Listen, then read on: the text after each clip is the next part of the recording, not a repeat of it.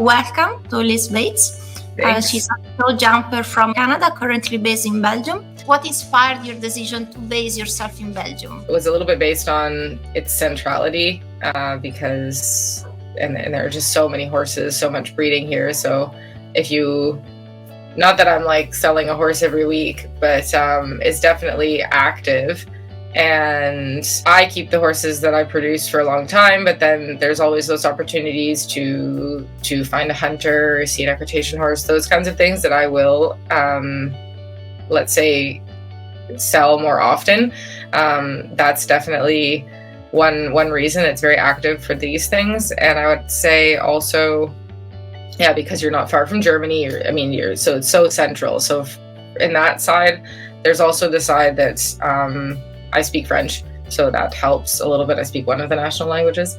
And I just always wanted to go to Europe. I just always had this feeling in my gut that was where I would feel at home with horses. I don't say that I would live here if I didn't do horses, but I definitely always had this like gut feeling, and I just on a whim, I had sold or leased out a few of the horses that I had, and then I had my two older horses, one that I'd had since he was 1, and he was just stepping up to Grand Prix, and I had kind of done the circuit on the East Coast, and I didn't feel like they were ready for Calgary. Otherwise I think I would have just gone to Calgary if it was 1 year later, if he was 1 year older. So I just went to Europe with 2 horses and my dog. I knew people, obviously, you have acquaintances, but I didn't know anybody. I didn't have a groom. I just kind of went off on a whim, and I was like, okay, I'll figure it out. Everything from scratch. Wow, that's yeah, learning from my mistakes. So you managed to be on both sides. That must be challenging. Now I'm going back and forth because I'm on part of the Major League Showjumping team, one of the teams, the Northern Lights. So it's really nice. That has made or inspired a lot of change for the sport in North America. So that's definitely a positive improvement. And I really have enjoyed doing the circuit there this summer. I really like being here, and I definitely feel at home for horses. Home is Canada. I lived in Toronto for like 25 years, but I definitely feel at home with horses. And at the same time, what they're doing with the Major League, for example, the circuit there, bringing up the level of 5 stars in North America, this is super important. And that was extremely fun to go back for that tour, as I hadn't been in North America with horses since before COVID. Can you share how your passion for riding began? I don't come from a horsey family at all, but my sister rode before me. She's 5 years older than me, so I was just around horses. We lived in the city, and we would go on the weekends for her lessons, and that's how I started. So I was around horses before I could walk, even though we were in the city. We would go up on the weekends, and that's a bit how I got into it. What has been the most significant challenge that you faced as an international show jumper? And also, of course, how did you overcome? I would say just running the business. It's there's a lot of logistics that go into it. I think that's not at all unique to me. That's anybody who's running an operation. You have to look after things at home, make sure things are getting done just in terms of what the horses need or the program or what they have going on that month, dealing with clients or customers. So there's a lot of logistical issues or a lot of logistical responsibilities that go into being in multiple places, and everyone talks about the team around them, and I think that's extremely important, but there's also you also need to be able to do it yourself to look after things. Otherwise you are too dependent on your teammates and like the teammates in terms of who's in your stable. So you need to be able to depend on them, but you also have to know how things are run yourself and how to do them yourself in order to really designate the right team members for the right jobs, and knowing when you can close your eyes and trust that it can be done, and when you still need to help and supervise both. So I think it's really important that riders who really do want to run a good stable, they need to know how to do things themselves. course. So I would really like to know more about your horses. So your relationship with them and what you learned so far. Everything you want to share about your relation with your horses. I definitely keep the horses a little longer. I like to get to know them in terms of just, that's always what I have liked. I don't, I catch ride, I have to catch ride, and that's always a bit part of being a rider. But in terms of really producing horses, I think that there's no shortcut. If you want to produce a good horse, you have to take the time. And in terms of programs, there are some basic rules and how, for example, how we feed or how many times they should come out per day. Those are very general, let's say general rules in the stable. But in terms of each horse or each sport horse, they always have their own details, their own bits of the programs that are absolutely crucial to bringing out the best in them as athletes. So catering that protocol for each horse, it just requires time, which is often something we're lacking in the horse world. So it's definitely a challenge, and to figure out the best protocol for the horses as athletes. I think care for horses, you can say it's quite basic. You know, we know that they need to get out a lot. We know that they need interaction with each other. We know that they need a very good feeding program. But them as horses, their needs are very basic when you respect them as the animals that they are. So combining that with the best program for them as an athlete, I think that's where a lot of the challenge comes from, because they don't always overlap, the two needs. So you really have to figure out that program and that cater their program for them as horses and as athletes. So I think combining that and figuring out the best balance for both worlds, because it's definitely not news that, you know, going to shows is not natural. So you have to figure out the best way to keep them happy as the animals they are, the species that they are, and create the best partner as an athlete, the best partner for the sport. In the end, it's about the partnership that you can establish with each one of them. So if, for example, you like also to spend, I'm sure you like to spend time with them beyond the riding and the competition. So just like going together for a stroll, and they have different personalities. So for sure. The ones that you have right now, that's my dog. There he is. So getting to know them, for example, sometimes horses just want to be left alone. Like sometimes we're like, oh, I love him so much. I mean, you can do too much with them. You avoid them. Actually, sometimes it's being very respectful of, like, they have personal space. Leave them alone. He doesn't want to be touched right now. Like, they need space, you know? So I think there's that side where sometimes I think in general, people treat horses too much like people. And you know, you want to cuddle, they want to be left alone, you know, and sometimes they want to be outside for an extra 2 hours. They don't care if it's raining. Like this is one little rule I have. Like if it starts raining, sometimes people automatically bring the horses in, and I'm like, well, we compete in the rain, so that doesn't make sense. But for your own needs, he's not going to melt. Like he's not sugar. He's not made of sugar. But if they're standing at the gate and they want to come in, okay, then bring them in. But otherwise, if they're happy outside eating grass, like leave them alone, you know? So that's like one example of respecting them as horses, where they're fine outside in the rain. We ride in the rain. So in general, I really try to, we say we love them, but like how we express that love is not with treats and candy. That's extremely important in my stable anyway, that there's no hand feeding, for example. When they're in their stall, they can eat. So I don't mind a hand feeding in the stall. And my one exception for that is coming out of the ring. But otherwise, for example, we don't hand feed.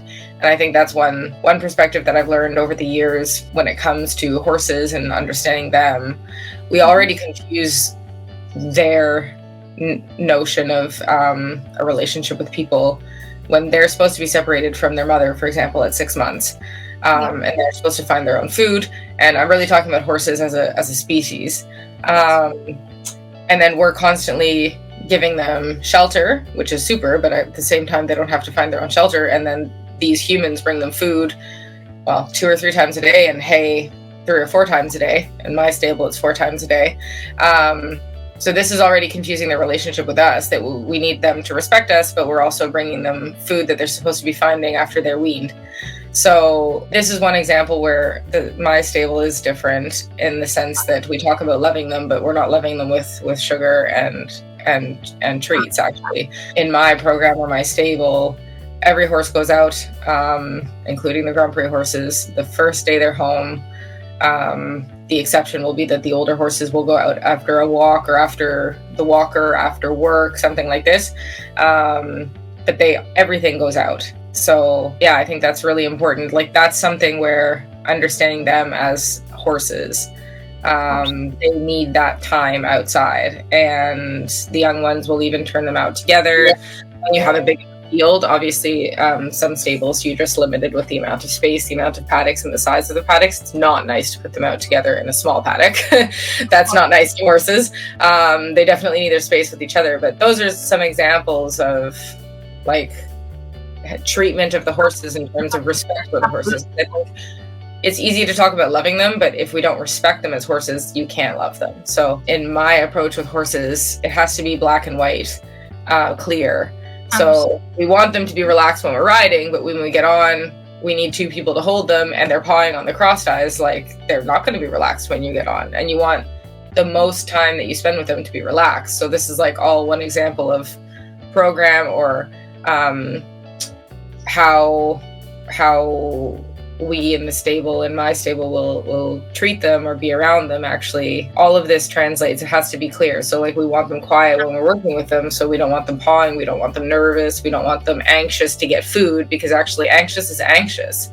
So that's the approach that I have. But when you look for a new horse, what is your process to select them? I mean, how do you see the potential for a new mate? Yeah, you have to get a good feeling. You have to get a good feeling when you're watching it. And I think it's really important, because obviously usually we start with videos.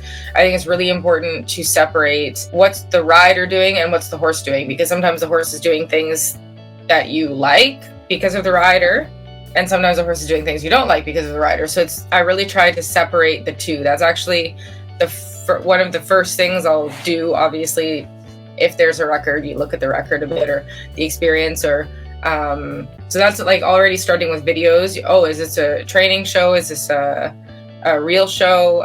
Depending again on the age and what the horse has done.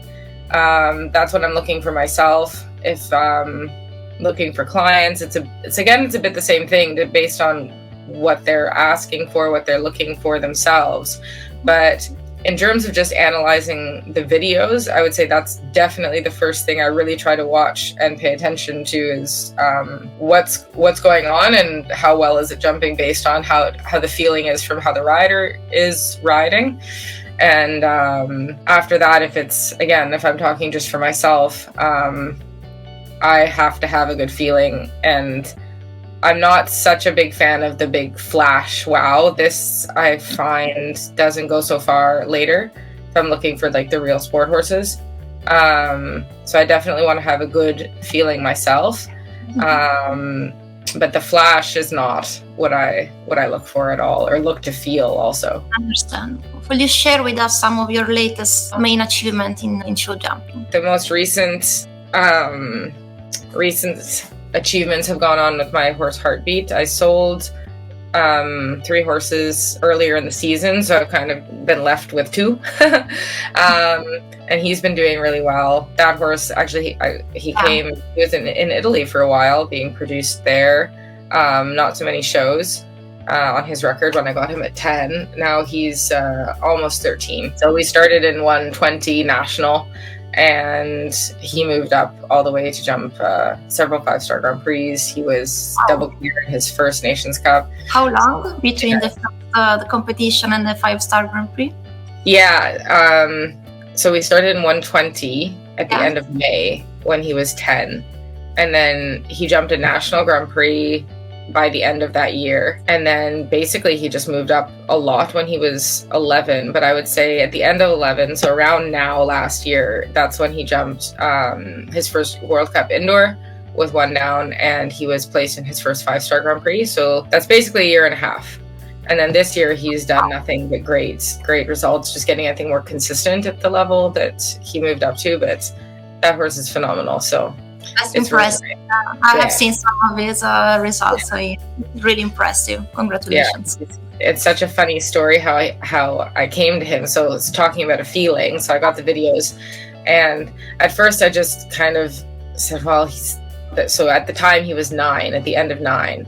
So, well, he was, okay, I know he was just castrated. So, but he still has basically no results. He has like half a page of national results and 2 or 3 rounds, meter 10 international. So I was like, okay, it's a 9 coming 10-year-old. The jumps look fantastic. I know that he looks a bit unrideable, but I kind of left it because I just said, oh, I don't know the people that well. And then the beginning of the next year, so when he was just 10, the woman contacted me again. She said, I really think you should go see this horse. I saw him again at a training and the jump is fantastic. I said, okay, I'm going to go, because I did have a good feeling on the video. And that there you go. So we clicked right away, 2 trials. The people were really kind. They were really nice people where he was. He was just, it was a lot of horse for the girl. She had never, I think at that time she had never done more than 130. So it was basically just too much horse for her. But there you go. That's one example of going with a feeling, because a lot of people would pass on. Actually, a lot of people did pass on this just because he didn't have so many results, or official results. So I got lucky. So it's not only about the numbers and statistics and results, because it also depends on so many multiple factors. So but in there, exactly what I felt was an extremely sharp horse, extremely brave, and I don't mind like putting the work in. And so you had to look through a bit the unrideability, the this, the that. But what there was always was an extremely sharp but extremely brave horse, and just so much ability. And wow, congratulations. And tell me more also about your mindset, because we know that performing under pressure is one of the main challenges of this sport. So how do you keep focused under pressure? Do you have a mindset routine before each competition? When I was younger, like I would get extremely nervous and I just wouldn't talk. And I'm not like a shy person, so it was just funny. Just like totally, but that kind of worked for me, where if you go too much in that direction, then you just get too nervous because you're not saying anything. So you have to find a bit of balance, or I had to find a bit of balance. But like, I just try not to be too distracted by random things that don't matter, or things about the stable or something that can wait. But at the same time, you want to keep a bit of a normal way of going about your daily routine, because I think when you make the shows too different, that can induce nervousness because you're totally out of routine. So I think it's important, not just at the shows, but on your daily way when you're working with horses, to be disciplined that you're with your horse. Because this is for sure, I think when you talk to most any rider, you need to be focused on your horse when you're at the show, to feel all of the small things that you need to do or not do to get the best out of them in your preparation for going in the ring. So I think when your daily routine with the horses in general, you need to be, or I feel that the best way to mimic what you need at the show is to practice already little bits of that at home. So not talking to anybody all day, but being focused on your horse when you're working your horse, focused on your horse when you're getting on your horse, focused when, that kind of focus, those little bits of training. Obviously it's mentally draining if you do that the entire time you're at the stable, because that's all day. But I think that anyway, there's a lot of science behind that in psychology, that how you practice for your test is how you should take your test. So I think that applies also in sports, that when you're in practice, when you're in practice for your sport, you need to be focused. So you have limits for mental attention, but I think it's really important that the show has some relationship to how you practice in terms of your mindset every day. And I think that's what I try, to not be too distracted and not be, obviously too focused and too nervous, but you need to have that mental attention and practice that mental attention already at home. So avoid to be too out of your comfort zone during the show. Exactly. And I think that's also like when you end up going to the bigger shows, one of the big differences is you have less horses. I mean, many 5-stars, you can only take 2. Sometimes you can also show in a 2-star, and then it's different. But I mean, like The World Cup series, I mean, some shows you can maybe take a young horse, but mostly it's 2, for example. And then when you get to a championship or those bigger shows, Nations Cup shows, you also are not taking 5, 6 horses. And I used to do that, going on tours or whatever, take as many as you can, take the young horses and with a rider. But I actually think that's one example of making the shows and then the big shows 2 different. And I think it's important to also go to, let's say, a 2-star show, not the biggest show that there is, and really focusing on those horses, not every time taking the maximum number of horses that you can, because this is going to mimic actually what happens at a bigger 5-star or 4-star. They limit the number of horses, and this already is one small difference that I found helped a lot when and also for students, for example, taking less horses, and at the same time you want to practice more, but 1 or 2 times that you can really go and focus on that one horse and not have your mind everywhere with too many things. Is there one rider you particularly admire and you enjoy competing against? Okay, in terms of admiring, Beezy was, like, for me, legend. That's one. I would say I love watching Marcus. This is someone who's still going in the sport. Yeah, that's really a big one to watch, in my opinion.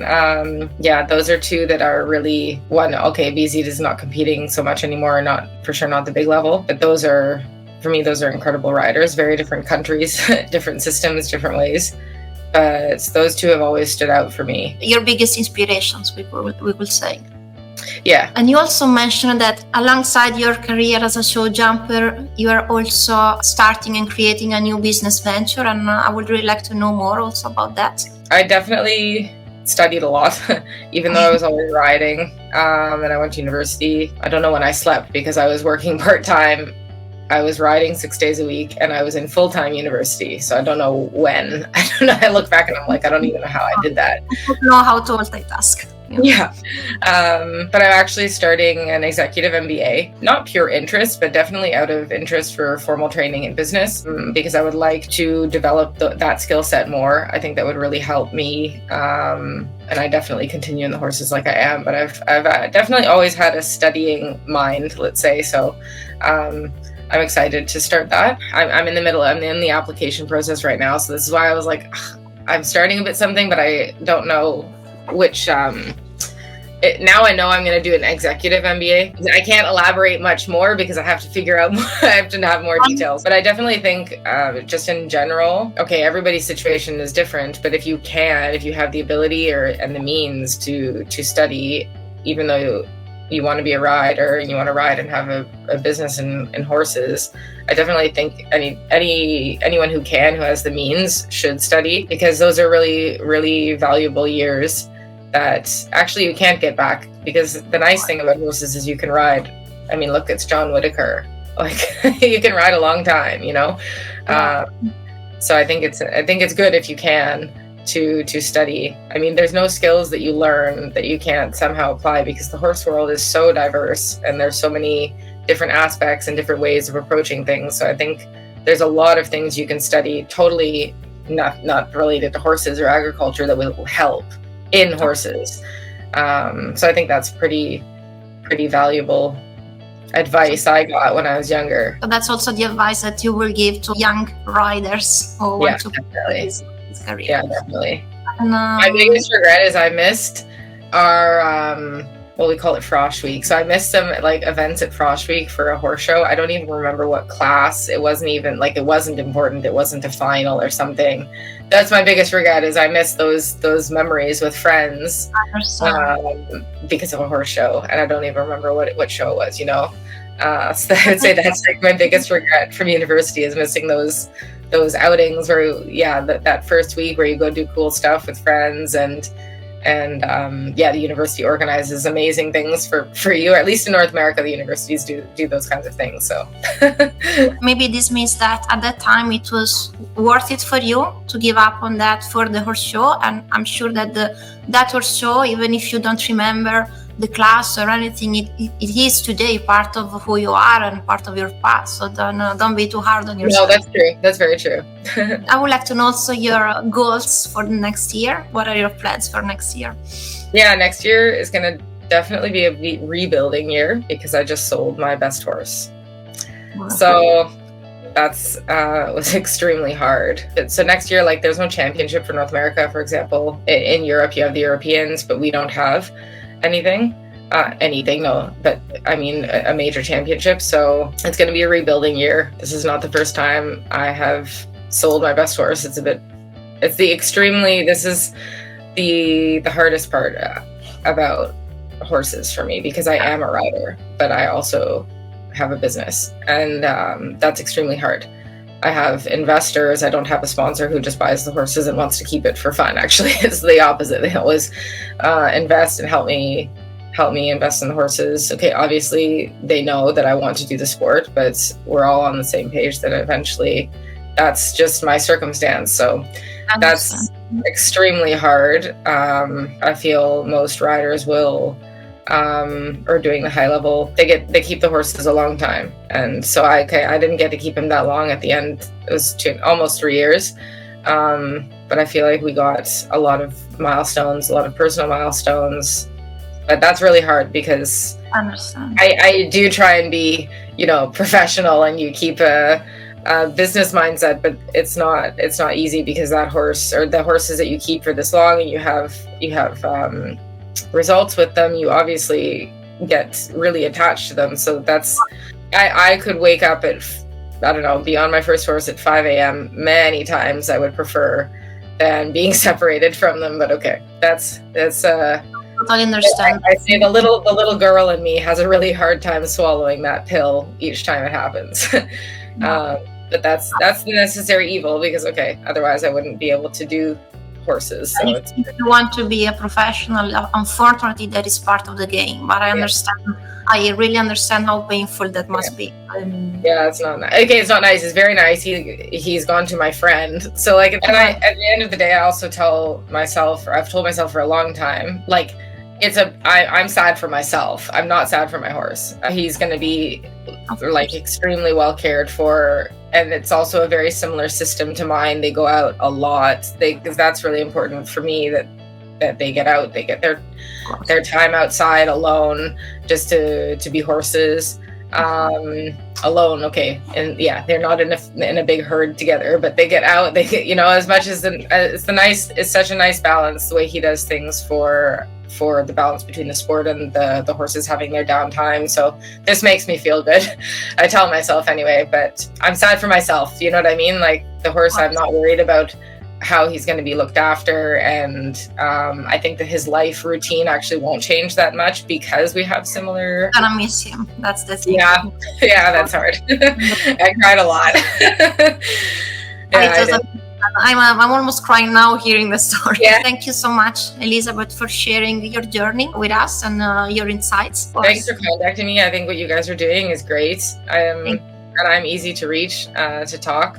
Also hope to meet you in person soon. Yeah, I would love that. That would be really nice.